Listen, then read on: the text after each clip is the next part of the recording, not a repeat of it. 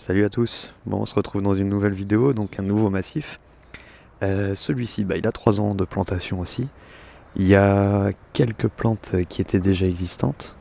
Donc là au fond, on va le compter dans le massif, hein, même s'il est un petit peu séparé. Donc un Altea, celui-ci il est rose. Je pense qu'il a une cinquantaine d'années à peu près. Et donc il n'avait pas une forme très très jolie, donc j'ai décidé de lui faire une taille drastique, hein, il y a 3 ans. Et depuis là j'essaie de le former. Donc j'essaie de former des plateaux un peu, des sortes de nuages. Donc voilà, donc on verra un peu plus près tout à l'heure. Et donc là pour finir avec le plan large, il y avait la souche là en plein milieu. Donc c'était un Juniperus, un vieux Juniperus rampant qui était en train de mourir, hein, qui était quasiment mort quand j'ai acheté la maison. Du coup je l'ai taillé fort et j'ai gardé 2 branches, donc qui sont clairement mortes, hein. Mais là je suis en train de laisser sécher et je dénude j'enlève l'écorce et je vais passer un coup de chaud dessus pour les faire bien blanchir et pour essayer de les conserver un maximum de temps, qu'elles pourrissent pas trop vite. Pourquoi je les ai gardées? Parce que j'aime bien les formes comme ça, ça donne un certain style. L'été, j'accroche des suspensions dessus. Vous verrez au fur et à mesure. Voilà pour le plan large, en gros, je voulais vous montrer de loin. Et je reviens tout de suite, hein, pour un plan de près avec un détail de chaque plante. Donc on commence avec celle-ci, donc la giroflée des murailles, qui est en fleurs. Donc c'est super résistant au sec. Il n'y a vraiment pas besoin d'arroser l'été, hein. C'est justement giroflée des murailles, porte bien son nom. Là, il n'y a pas de muraille ici, il y a pas de pierre ni rien, mais au final, la terre est vraiment sèche l'été, donc elle adore ça. Donc là, elle est vraiment en avance au niveau de la floraison, on est en plein mois de février. Logiquement, c'est plutôt au début du printemps. Mais bon. Donc voilà pour elle. Ensuite, pas très loin de la giroflée, on va avoir un Yucca rostrata. Donc c'est un yucca qui résiste à moins 15 degrés, donc au sec, toujours, hein, quand on lit des résistances au froid, c'est toujours en terre sèche plutôt qu'en terre détrempée ou carrément gelée du coup à moins 15. Donc là c'est Yucca rostrata, il supporte moins 15 degrés en terre sèche, donc là la terre est vraiment pleine de cailloux, j'ai mis beaucoup de pouzzolane à la plantation. Donc rostrata il va monter sur tige, il va faire une tige plutôt large, donc vraiment quelque chose de très gros. Et donc il met un petit moment avant de monter sur tige, donc celui-ci il est très jeune. C'est un rejet que j'ai d'un vieux pied. Et donc il me fait pas mal de rejets, du coup je les disperse un peu partout dans le jardin. Parce que j'aime bien le Yucca rostrata parce qu'il n'est pas trop pointu.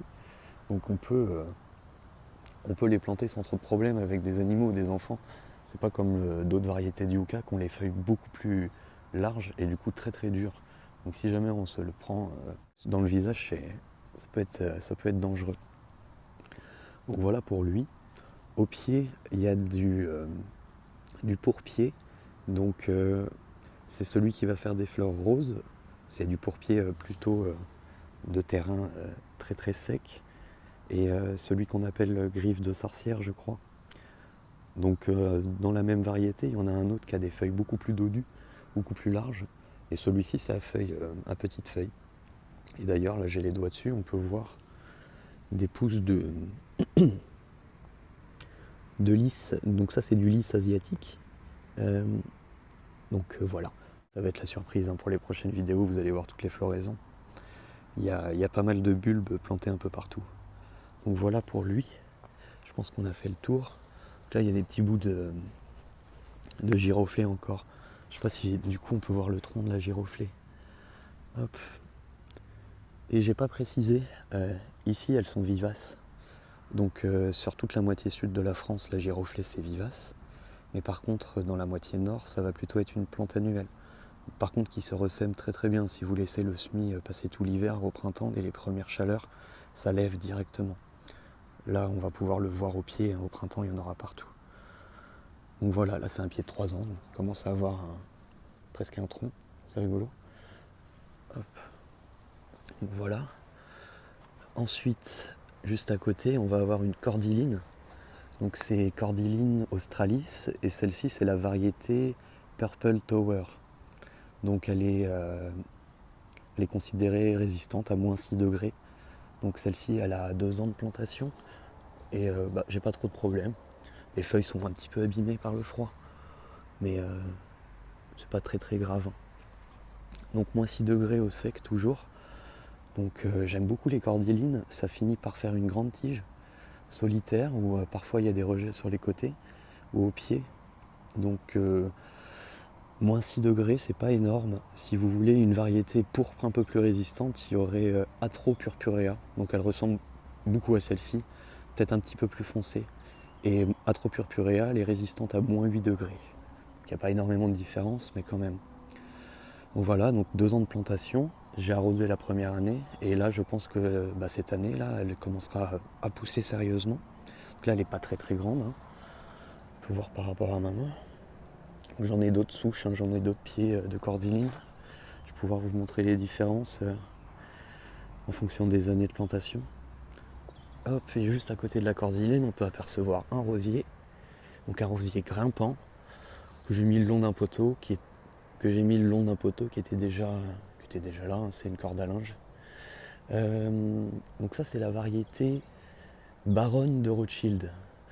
Baronne de Rothschild, elle fait des fleurs roses, très parfumées, donc des roses de thé pour la forme. Et je l'ai choisie, c'était surtout par rapport à sa résistance aux maladies. Elle va être très résistante aux pucerons, tout ce qui va être attaque d'insectes ou d'arachnides, et aux attaques cryptogamiques, donc tout ce qui va être champignons. Donc voilà, donc ça c'est une souche qui a 3 ans, qui était toute petite hein, quand je l'ai plantée. Donc je l'ai arrosée la première année, comme pour tout. Ça je vais le répéter presque à chaque fois, désolé. Mais c'est important de le dire quand même, la première année, toujours arrosée. Donc pour qu'elle s'installe correctement. Et là les 2 dernières années, je ne l'ai pas arrosée du tout. Donc elle a quand même bien poussé. Fatalement, elle aurait été plus vigoureuse si je l'aurais arrosée, mais j'ai pas envie d'arroser mes massifs, sauf pour la première année. Donc voilà pour elle, donc on va bientôt voir les fleurs, vous allez voir ça. Et donc au pied du rosier, on a des sédums, donc c'est les plus clairs, c'est la variété Lemon Ball, donc qui est vraiment pas résistante au froid. En dessous, moins 3 degrés, elles sont complètement mortes. Donc ce que je fais, c'est que en automne, je récupère pas mal de boutures et je les place à l'intérieur. Comme ça me permet de sauver des plants pour pouvoir les replanter au printemps. Donc celui-là, c'est un bouc que j'ai planté au printemps dernier. Et donc voilà, ça pousse assez vite, hein. C'était vraiment je crois qu'il y avait vraiment pas grand chose. En un an, ça a bien recouvert. Et donc si on a un hiver plutôt doux, il va survivre et au printemps il va vraiment pas mal pousser. Sinon j'ai mes boutures à l'intérieur pour sauver ma souche. Et là beaucoup plus clair, beaucoup plus foncé pardon, on a une touffe de sédum classique. Celui c'est corbeille d'or ou le poivre des murailles. Donc il fait plein de petites fleurs jaunes au printemps. Et celui-ci est beaucoup plus rustique. Donc c'est un truc que je trimballe depuis très très longtemps, que je vais récupérer sur une toiture. Donc bref, voilà pour les sédums. Ensuite, juste à côté des sédums, on va avoir de la plante vivace. Donc je laisse les tiges en hiver hein, pour éviter de marcher dessus quand je fais mes paillages ou quoi que ce soit. Donc en général, je laisse les tiges sur les plantes vivaces qui disparaissent l'hiver, sur les bulbes, tout, pour éviter de marcher dessus. Donc là, c'est du Rudbeckia Atro purpurea, ou purpurea tout simplement. Donc voilà pour celle-ci. Ensuite, là, les tiges qui sont bien sèches, c'est du canna. Donc j'ai décidé de mettre juste à côté de la cordyline. C'est un canna panaché jaune et blanc qui fleurit orange s'il a suffisamment d'eau en été. Donc juste à côté de la cordyline, pour faire un contraste saisissant, la cordyline elle a des feuilles longues, pointues et plutôt mates, alors que le canna, quand il est à la belle saison, il a les feuilles rondes, brillantes et plutôt claires. Donc ça fait un beau contraste entre les deux. Et juste à côté, on peut voir donc là encore des bulbes d'allium, Christophie et Summer Drummer. Donc ça j'en ai commandé beaucoup là cette année. Je les ai plantés il y a vraiment pas longtemps, il y a une quinzaine de jours. Donc ça sort, là c'est sorti directement parce qu'il a fait un petit peu doux.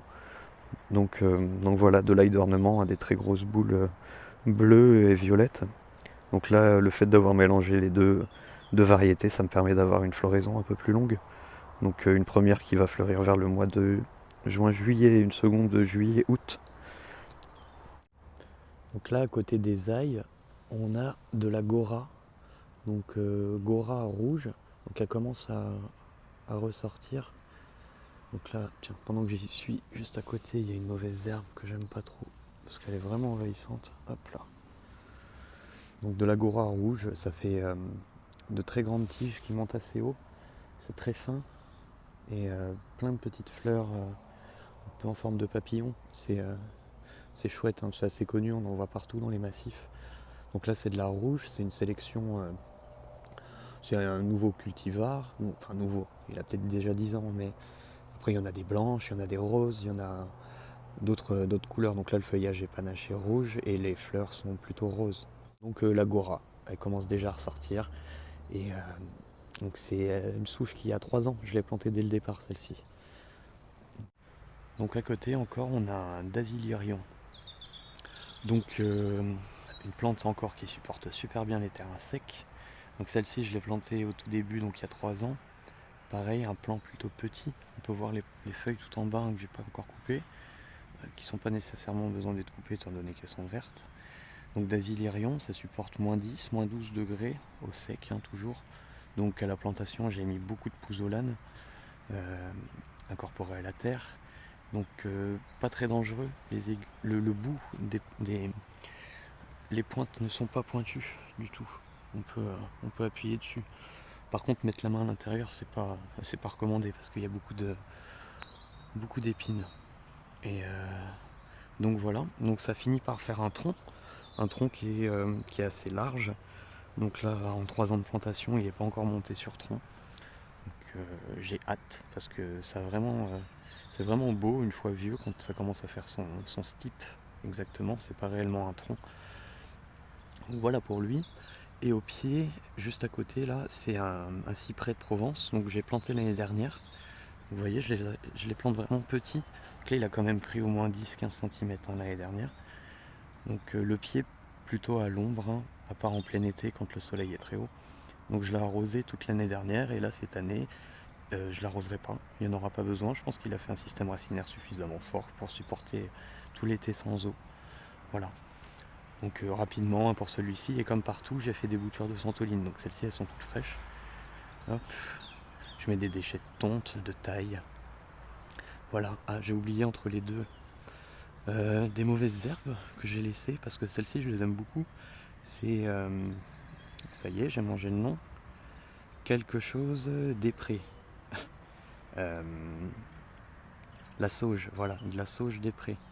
Donc c'est une plante officinale et elle fleurit au printemps. Donc là, elle va pas tarder à faire des très belles fleurs bleues, vraiment bleues pures. Quoique non, c'est pas vrai, elle fait bleu un peu violacé quand même. C'est assez rare d'avoir du bleu roi dans les floraisons. Là, c'est un bleu un petit peu mauve. Donc vous verrez. Donc au début, c'est un tout petit pied et puis au final, il s'est réparti, hein. Donc soit des semis, soit des rejets. Donc bah voilà pour celle-ci. Donc à côté du dasylirion, j'ai décidé de laisser des mauvaises herbes. Donc celle-ci, je crois que c'est une centaurée rose. Donc là, qui va pas tarder à faire ses fleurs, ses premières fleurs, parce que ça fleurit plusieurs fois dans la saison. Et bah donc c'est considéré comme une mauvaise herbe, hein. J'en ai pas mal dans ma pelouse et je les ai déplacés et je les ai mis dans mes massifs. Parce que là, au printemps, ça recouvre bien le sol, ça évite qu'il y ait trop d'autres choses qui viennent pousser au pied. Et c'est plutôt joli, ça attire beaucoup de butineurs. Et c'est le genre de plante qui est gratuite, hein, étant donné qu'elles sont, si on les cherche bien dans la pelouse, on peut en sortir, hein.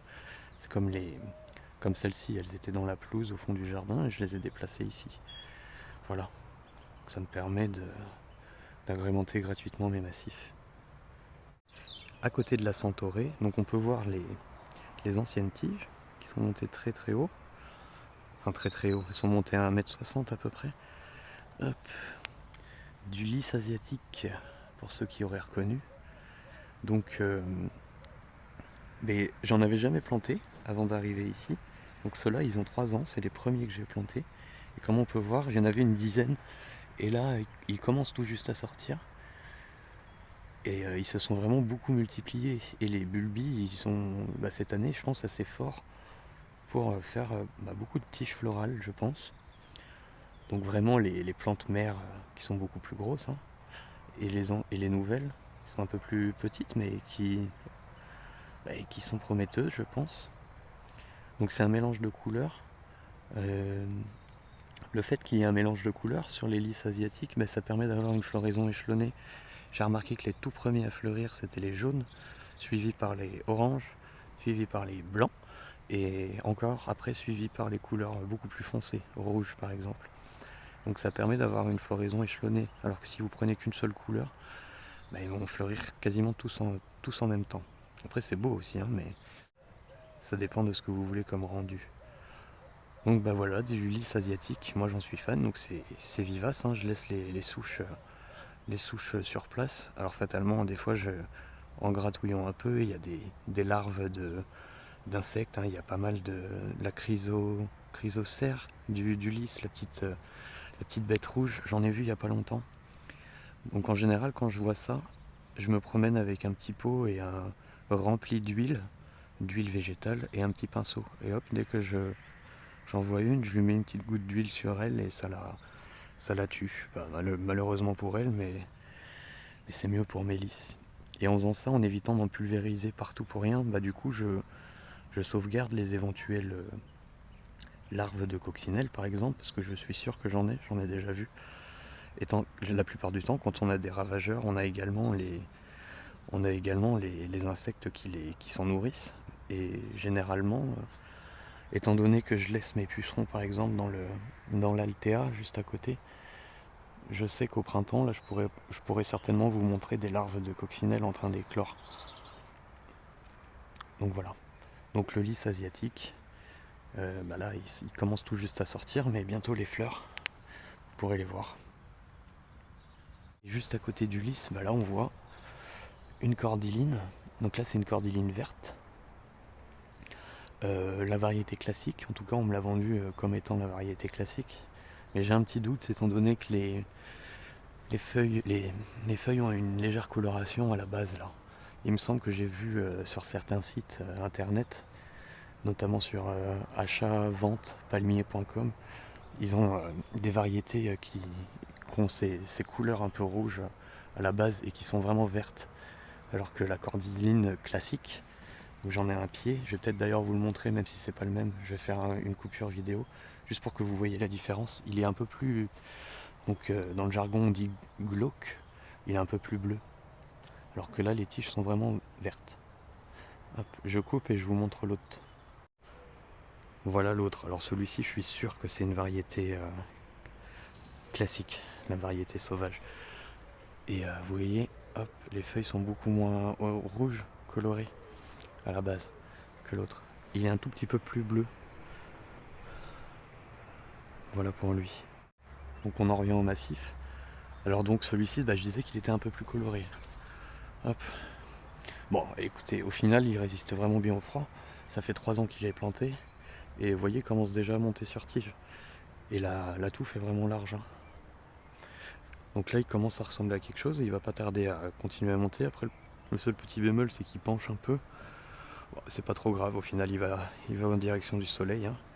Donc celle-ci, la cordyline australe, si vous prenez la variété verte, classique, comme celle-ci, elle résiste à -12 sans problème. Toujours en terre sèche. Donc là, de l'autre côté de la cordyline, on a encore un pied de tison de Satan, donc un hybride jaune-orangé. Vous verrez la floraison bientôt. Quelques fraises sauvages. Et toujours mes boutures de santoline, hein, pour délimiter mes massifs. Sympa, là, vous les voyez vraiment petites, je pense que vous les verrez évoluer.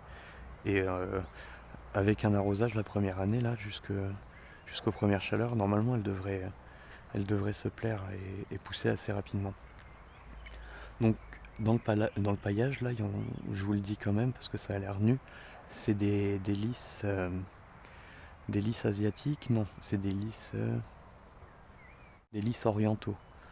Donc, du lys oriental, ça va fleurir beaucoup plus tard par rapport au lys asiatique. Donc ça permet d'avoir une floraison beaucoup plus longue encore une fois. Le lys asiatique va fleurir à partir du 15 juillet, 15 juin jusqu'au 15 juillet.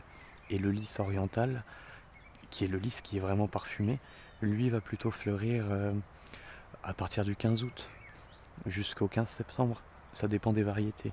Donc j'en ai différentes variétés. Je vous les montrerai plutôt pendant la floraison, parce que là je vous montre simplement du paillage. Hein. Donc ensuite, hop hop hop, toujours des lupins, beaucoup de fraises sauvages. Hop, et là, donc un cactus, un agave. Et là pour le coup, pareil, j'ai un petit doute sur la variété. Je crois, ça m'a été vendu comme étant un agave montana. Mais pour moi, c'est pas un montana. C'est soit un americana, parce qu'il a les feuilles un peu bleutées. L'americana va avoir les feuilles quand même plus longues, et pour le coup encore plus grises. Donc c'est peut-être Ferox. Donc je suis assez hésitant sur l'espèce. En tout cas, il résiste vraiment bien au froid. Ça fait 6-7 ans que je l'ai. Donc au début, il était en pot, et là, quand je suis arrivé ici, il y a 3 ans, je l'ai mis en pleine terre. Donc en pot, il végétait, hein, fatalement. Et là, en pleine terre, il commence à prendre de l'envergure. Donc les feuilles qu'il a fait cet été, qui n'avaient pas besoin d'être résistantes au froid, hein, elles ont gelé. Donc celles qui ont eu vraiment très chaud. Mais par contre, celles qu'il a fait cet hiver, hop, j'essaye de ne pas me piquer, elles sont encore bien coriaces, bien dures. Parce qu'il a fait en sorte de produire des feuilles qui résistent au froid. Hein. Donc là, on a eu moins 3 degrés. Donc c'est pas énorme, hein. Il n'y a que les pointes qui sont légèrement abîmées sur les feuilles, sur les nouvelles feuilles. Donc pour l'instant, je coupe pas les anciennes, histoire de protéger un peu la souche. Mais dès les premières chaleurs, dès le mois de mai, hop, je couperai toutes les feuilles cramées pour pouvoir laisser un maximum de lumière au pied de la plante. Qui plus est, elle me fait 2 rejets, donc là, elle me fait beaucoup de rejets, j'en ai séparé beaucoup. Hein. Un là et un juste derrière. Et elle m'en a fait très très loin, là-bas, que j'ai déjà déterré parce que ça m'intéressait pas d'en avoir là. Et je les ai donnés à mon père, qui habite aussi dans la Gironde, donc normalement il n'y a pas de problème. L'agave montana, il est vraiment résistant au froid. Il va jusqu'à 12, moins 15. Je pense pas que c'en soit un. Je pense plutôt par exemple à l'americana qui va être un peu moins résistant au froid. Moins 5, moins 6. Après quoi, les feuilles risquent de griller complètement et il va repartir à la souche en refaisant des petits. Voilà.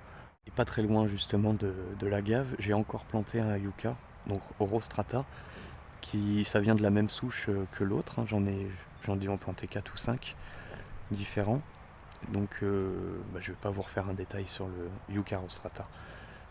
Par contre l'agave, hein, évidemment, il est dangereux, les épines, surtout les épines en pointe. Hein. En général, à partir du mois de mai, je coupe les épines. Le bout en tout cas. C'est le plus dangereux. Là, il y a toujours des bouchures de sédum, ça j'en ai fait un peu partout. Donc du lemon ball, voilà. Et donc le fameux tison de Satan, le classique celui-ci, le rouge, ou orange foncé si vous préférez. Et en tout cas la variété de base, elle est vraiment très vigoureuse comparée aux autres. Ensuite, ce palmier. Alors, ça ressemble beaucoup au Phoenix canariensis, mais c'en est pas un. C'est un Butia capitata. Donc, Butia capitata, c'est plus résistant au froid que le Phoenix. Hein. Le Butia peut supporter sans protection moins 12 degrés. Pas forcément pas forcément un semis, hein, mais une plante comme celle-ci qui a déjà quelques années de pépinière, elle peut résister à des hivers vraiment rigoureux. Alors que le Phoenix canariensis va être beaucoup plus sensible au froid. D'ailleurs, sur la côte atlantique, j'en ai rarement vu de vieux sujets de Phoenix canariensis. On peut peut-être en garder quelques années, mais une fois tous les 10 ans, on se tape un hiver qui est vraiment rude, et en général, les phénix ne le supportent pas. Sur la côte méditerranéenne, par contre, il n'y a aucun problème. Hein. Le canariensis résiste très très bien. Donc là, c'est un Butia capitata. Il est un peu plus compliqué à se procurer. Donc sur internet, etc., il n'y a pas de problème. Donc il a des feuilles arquées. Donc là, celle-ci, on le voit bien. J'ai eu quelques déboires avec celui-là parce que j'ai remarqué qu'il a eu un petit problème au niveau du stipe, vous voyez, il commençait à pourrir. Je vais essayer de vous faire un plan, voilà. Hop. Mais donc là c'est plutôt le haut, donc je sais pas, je pense que ça va pas le gêner au niveau de la pousse, ça va juste être pas très esthétique hein, sur cette palme là. Mais il avait commencé à pourrir, du coup tout était collé. J'ai tout décollé un par un, j'ai mis un petit peu de... comment je l'ai nettoyé tout simplement. Et voilà, donc il y avait vraiment des pourritures, il y avait de la moisissure qui commençait à se faire dessus. Donc là normalement j'ai bien séparé chaque branche. Moi j'ai accéléré un peu la pousse du coup, mais normalement il devrait s'en sortir. Parce que le bas est encore plutôt sain. Hop. C'est quand même quelque chose qui est assez... Le butia, c'est pas donné. Hein. Ça, je l'ai planté il y a 2 ans. Donc il était un peu plus petit. Je l'ai payé au moins une trentaine d'euros. Donc j'ai pas envie qu'il meure. Ça m'embêterait. Et puis bah ça fait 2 ans que je le chouchoute, hein, comme toutes les autres plantes que j'ai. Donc comme pour tout, quand j'ai de la perte, ça m'ennuie toujours un petit peu. Donc voilà, Butia capitata, ça résiste mieux au froid que le Phoenix canariensis. Et dans le même genre de palmier à palme, si vous voulez quelque chose d'encore plus résistant au froid, vous avez le Juba Ea. Juba Ea.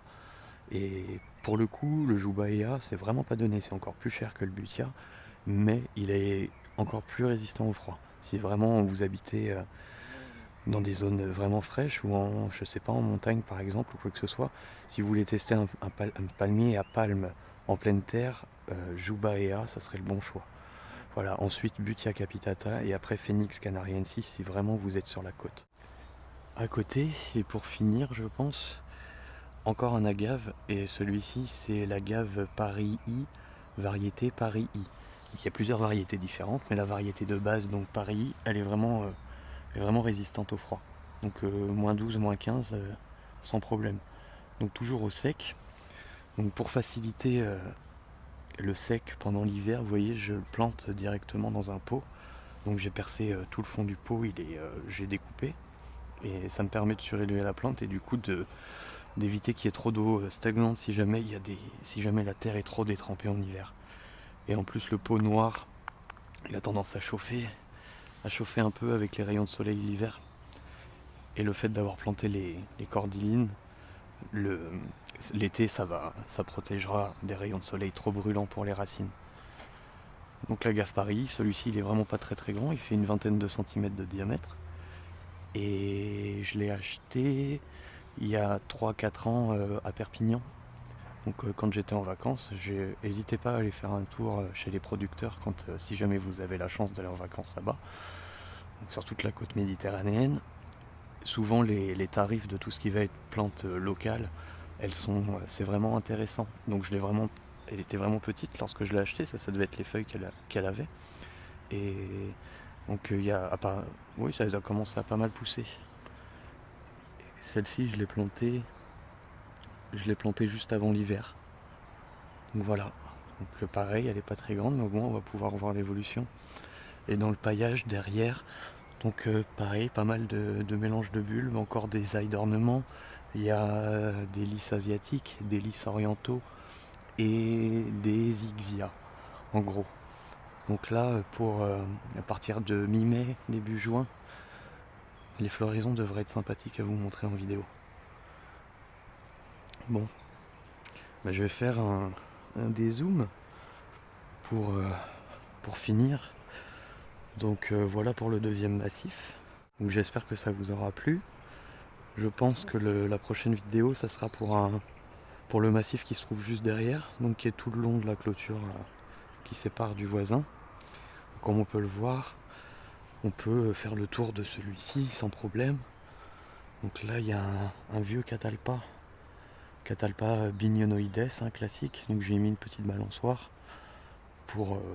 parce que je trouve ça sympa. Pour ce qui est des liens, je les refais tous les ans. Je protège la branche avec du tissu et je fais mes liens autour.